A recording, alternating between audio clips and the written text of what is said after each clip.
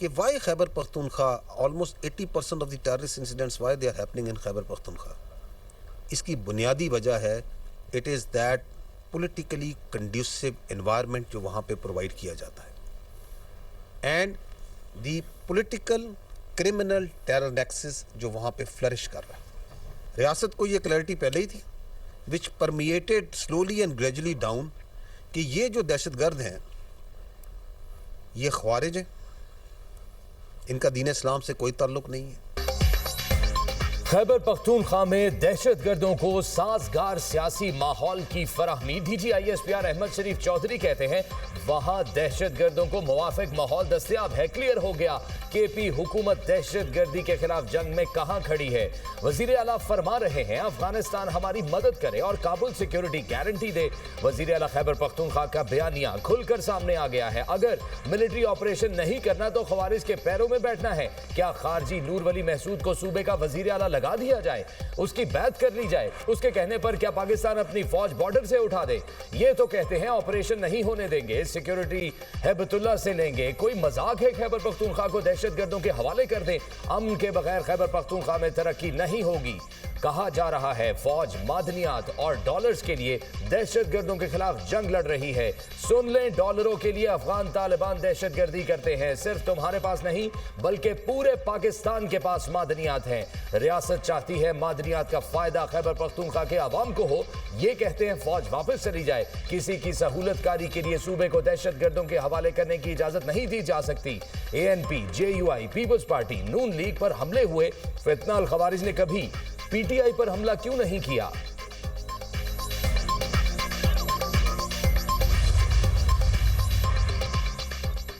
वो बाइख्तियार वज़ीर आज़म था जो अब कहता है कि वो बेइख्तियार था। वो इतना बाइख्तियार था कि उसने उस वक्त के आर्मी चीफ को कौम का बाप डिक्लेयर कर दिया था। DGISPR अहमद शरीफ चौधरी कहते हैं कि हम तो ये समझते हैं कि कौम का एक ही बाप कायदे आज़म मोहम्मद अली जिन्ना है। उस वक्त के DGISPR किधर हैं जिन्हें उसने सियासत के लिए इस्तेमाल किया? एक लीडर अपनी जमात को एक आमिर की तरह चलाता रहा। ये बयानिया मज़े का खेज है कि हम बेइख्तियार हैं, कोई फैसला नहीं कर सकते। आज की हुकूमत भी बाइख्तियार है और पहले की हुकूमतें भी बाइख्तियार थीं। किसी की सियासत, किसी की ज़ात पाकिस्तान से बढ़कर नहीं। आइन कहता है कि मुल्क की खुद मुख्तारी और सालमियत से बढ़कर कुछ नहीं। खैबर पख्तूनख्वा के मसाइल को सियासतदानों ने हल करना है। मामला का हल इनके पास है। जो सियासी इशू है उसको सियासतदान बेहतर तौर पर हल कर सकते हैं। जिस सियासी जमात ने बात करना है हुकूमत से करे।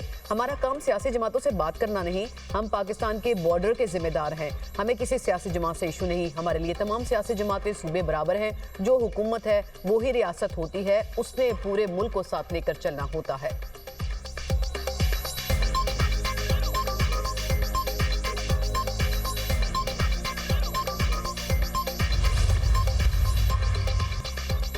भारत और अफगानिस्तान मिलकर हमले का शौक पूरा कर लें, पाकिस्तान का वाज़ेह पैगाम।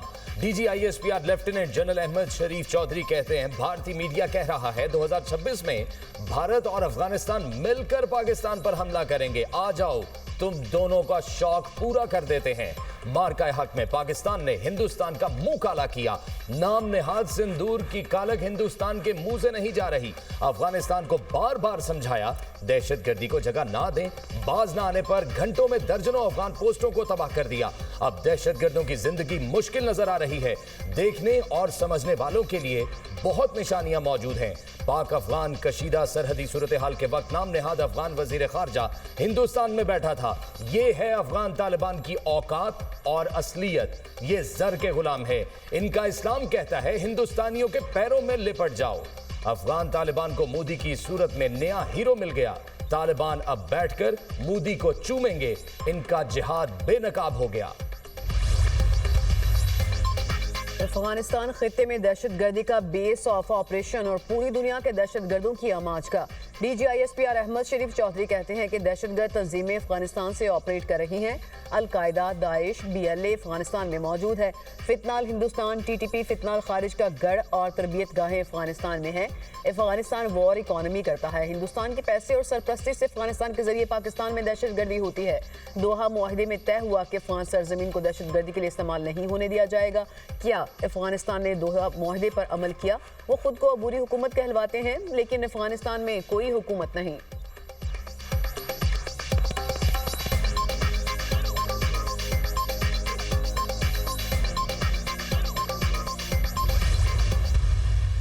कहते हैं कि ये पाकिस्तान जो से एक अल्लाह का तोहफा है, इस पे अल्लाह की बड़ी बरकत है, तो ले आओ जो तुमने करना है। दाएं से आना है, बाएं से आना है, ऊपर से आना है, नीचे से आना है, इकट्ठे आना है, किसी के साथ आना है। एक बार मज़ा ना करा दिया ना तो पैसे वापस। रियासत दहशतगर्दी के खात्मे के लिए पुरआज़म। दहशतगर्दी के खिलाफ जंग पूरी कौम की जंग है। DGI SPR lieutenant general Ahmed Sharif Chaudhry की न्यूज कॉन्फ्रेंस। कहा, दहशतगर्दों ने दाएं से आना है या बाएं से आना है, बराह रास्त आना है या इकट्ठे आना है, जैसे मर्जी आ जाएं।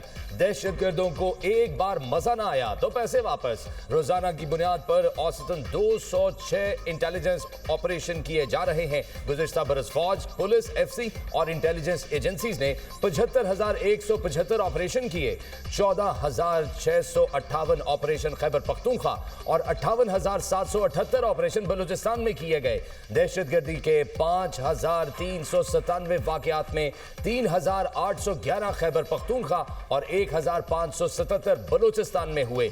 इस जंग में हमारी 1,235 शहादतें हुई। दहशतगर्दों के खैबर पख्तूनख्वा में 410 क्वाड कॉप्टर्स हमले। लेफ्टिनेंट जनरल अहमद शरीफ चौधरी ने कहा, दहशतगर्द मसाजिद में बैठकर क्वाड कॉप्टर इस्तेमाल करते हैं। खवारिज ने ड्रोन्स उड़ाने की वीडियो खुद टेलीग्राम अकाउंट्स पर लगाई। क्वाड कॉप्टर्स के जरिए इलाके की सर्वेलेंस होती है ताकि खवारिज की तश्कील की जा सके। दहशतगर्द मसाजिद और शहरी इलाके में घरों का इस्तेमाल करते हैं। हिंदुस्तान यहां दहशतगर्दों के लिए फंडिंग और वसाइल देता है। DGI SPR और उनकी टीम को सल्यूट पेश करती हूँ। रुकने बलूचिस्तान असेंबली फरा अजीम शाह की दुनिया न्यूज से खुसूसी गुफ्तगू। कहा, हमारे जवान सरहदों पर खड़े होकर जानों के नजराने पेश कर रहे हैं। दहशतगर्दी की जंग के खिलाफ हम सबको मुत्तहिद होना होगा।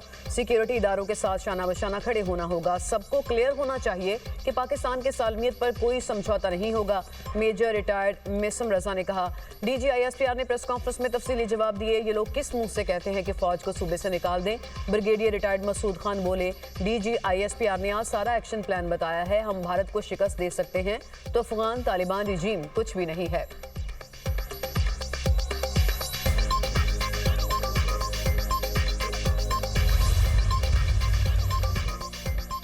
पाकिस्तान बांग्लादेश की फजाइया की तरबियत में ताउन करेगा। बांग्लादेश की फजाइया के सरबराह air chief marshal Hasan Mahmood Khan की फजाइया हेडक्वार्टर्स आमद।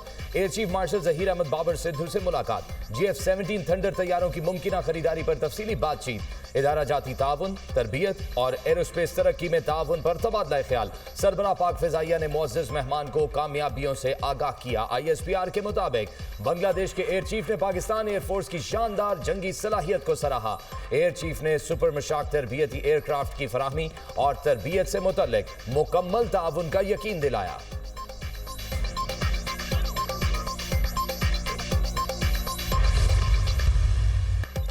स्टॉक मार्केट तारीखी बुलंदियों पर। 100 इंडेक्स ने पहली बार 1,85,000 पॉइंट्स की सतह को अबूर कर लिया।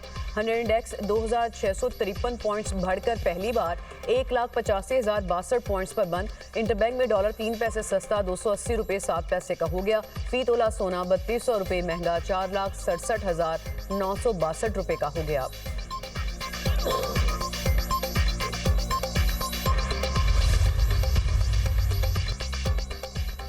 हुकूमत ज़राअत के शोबे की तरक्की के लिए पुरआज़म। वज़ीर आज़म की ज़ेर सदारत ज़रई बरामदात में इजाफे के लिए इजलास। शहबाज शरीफ ने कहा, ज़रई शोबे में इस्लाहात और किसानों को आलमी सतह पर राइज एतवार से मुतारिफ कराना तरजीह है। वफाक सूबाई हुकूमतों से मिलकर ज़राअत की तरक्की के लिए इक़दाम कर रहा है। ज़रई अजनास की प्रोसेसिंग से बरामदात के काबिल अशिया की तैयारी के लिए पॉलिसी सतह पर इक़दाम उठाए जा रहे हैं। पाकिस्तान की ज़रई शोबे में तरक्की की भरपूर इस्तेदाद मौजूद है। फी एकड़ पैदावार में इजाफे के लिए तहकीक पर सरमायाकारी कर रहे हैं।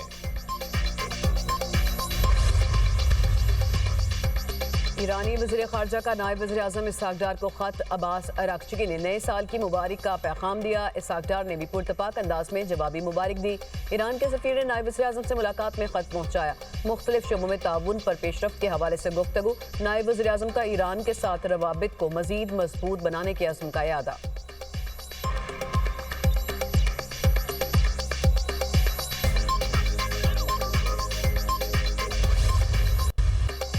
वेनेजुएला के गिरफ्तार सदर और अहलिया ने अमरीकी इल्जामात रद्द कर दिए। निकोलस मादुरो का न्यूयॉर्क की अदालत में सेहत जुर्म से इनकार। फर्द जुर्म में मनशियात की स्मगलिंग, दहशतगर्दी की साजिश, हथियारों और तबाहकुन आलात की मलकियत के इल्जामात शामिल। मादुरो ने अदालत में कहा वो मगवी सदर हैं। अदालत का मादुरो को 17 मार्च को दोबारा पेश करने का हुक्म।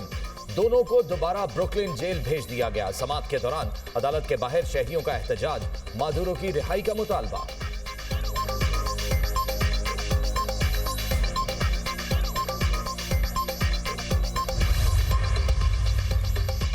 पाकिस्तान ने वेनेजुएला में कार्रवाइयों को आलमी अमन के लिए खतरा करार दे दिया। सूरत हाल पर गहरी तशवीश का इजहार पाकिस्तान के कायम मकाम मुस्तकिल मंदूब उस्मान जदून ने सलामती कौंसिल इजलास से खिताब में कहा, दुनिया पहले ही मुतादिद बहरानों का शिकार है।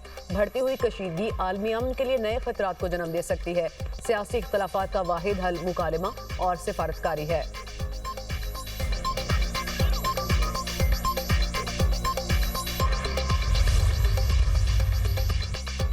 वेनेजुएला में अमरीकी फौज दोबारा भेजने के लिए कानून साजी की जरूरत नहीं होगी। अमरीका वेनेजुएला के साथ हालत जंग में नहीं, हमारी जंग मनशियात के आदी अफराद के खिलाफ है। सदर डोनाल्ड ट्रंप कहते हैं वेनेजुएला में अगले 30 दिनों के दौरान नए इलेक्शन नहीं होंगे। डेल्सी रोड्रिग्स अमरीकी हुकाम के साथ राब्ते में हैं। एनर्जी सेक्टर की बहाली में वेनेजुएला की तेल कंपनियों की मदद कर सकते हैं। 18 माह से कम वक्त में एनर्जी सेक्टर की बहाली हो सकती है।